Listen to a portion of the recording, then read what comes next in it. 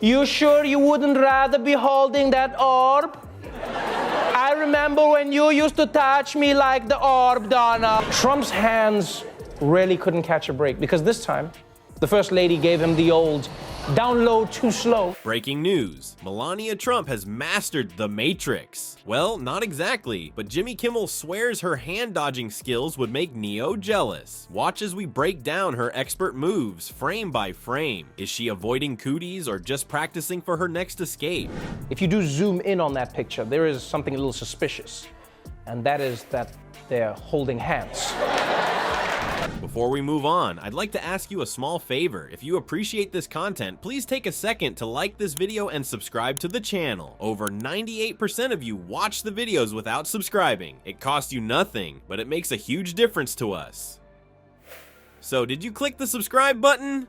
Great, thank you so much. Now, back to the video. Meanwhile, Trevor Noah's got some burning questions about Trump's reading habits. Like, does the president prefer green eggs and ham, or the art of the deal? Stay tuned for a comedy masterclass on presidential literacy, or lack thereof. Alright folks, buckle up because we're about to witness some serious evasion tactics that would make even the most skilled secret agents jealous. We're talking about none other than Melania Trump, the First Lady of Dodgeball. I mean, the United States. Picture this. Donald Trump, the big cheese himself, reaches out for a little hand-holding action. You know, just a casual display of affection between the most powerful couple in the land. But wait, what's this? Melania's got other plans, and they don't involve getting anywhere near those tiny presidential paws. The thing that got an enormous amount of media attention had to do with Melania Trump, the First Lady, and some video. Was this an actual slap? Suddenly, our girl Melania's got a hair emergency. Or is that a bird? Maybe her jacket needs adjusting. Who knows, but one thing's for sure. She's not about to let those fingers intertwine. It's like watching a high-stakes game of The Floor is Lava, except the lava is Donald's hand and Melania's the world champion. Watch that. Do you think maybe Melania is jealous? Maybe that's what this was about? Oh, now you want to hold hands, Donald. Jimmy Kimmel, our late-night hero, couldn't resist chiming in on this presidential palm-dodging spectacle. He quipped, "It's like watching a nature documentary where a gazelle barely avoids a lion, except the lion is orange and has tiny paws." Ouch, Jimmy. That's gonna leave a mark. On Trump's ego, at least. He tried to pressure Disney because of your jokes. He believes CBS should have their license revoked. But hold on to your MAGA hats, folks, because we've got the footage to prove it. Let's roll the tape and watch the master at work. It's a thing of beauty, really. Melania's moves are so slick, she could teach a masterclass in avoiding awkward PDA. Maybe she could call it the art of the deal, with unwanted hand-holding. You sure you wouldn't rather be holding that orb?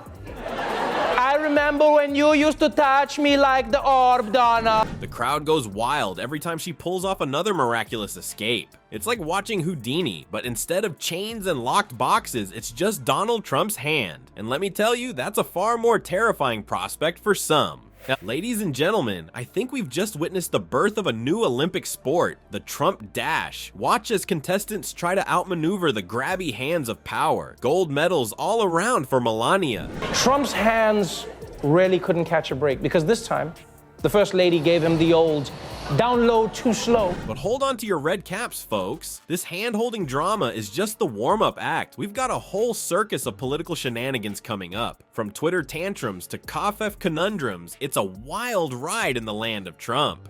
And who better to guide us through this bizarre political landscape than our late-night comedians? Well, folks, it looks like Trevor Noah's got some burning questions about our Commander-in-Chief's reading habits. And let me tell you, it's not exactly a bestseller situation in the White House library. Noah, always ready with a zinger, decided to take a swing at Trump's literary prowess. Is this what we want from a president? Someone who believes or pretends to believe any crackpot story that fits his narrative? Or should I say, lack thereof? He joked that Trump can't even read Melania's book. I mean, come on, Mr. President, your own wife's work? That's like skipping the foreword in The Art of the Deal. But Noah didn't stop there. Oh no, he was just warming up. He suggested a new reality show, Are You Smarter Than the President? Now, I don't know about you, but I'm pretty sure that show would have more winners than an Oprah car giveaway.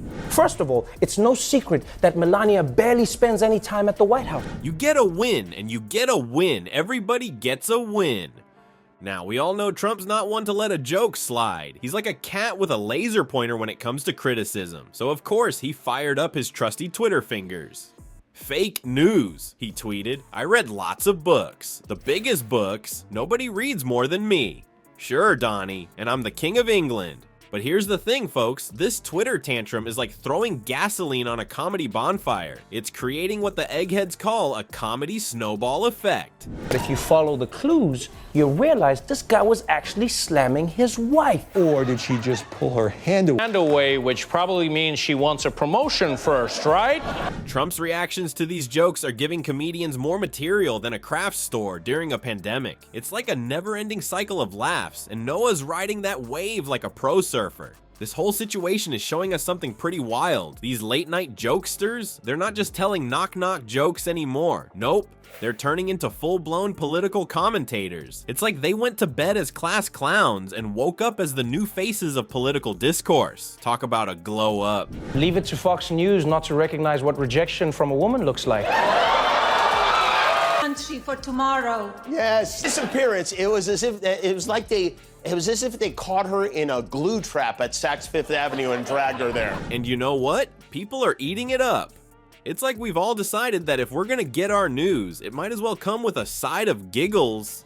Who needs dry, boring political analysis when you can have Trevor Noah roasting the president's reading habits? Pretty sure the only thing she reads is her prenup over and over again. I do love it. I do find it. I've got a great celebration planned for us today.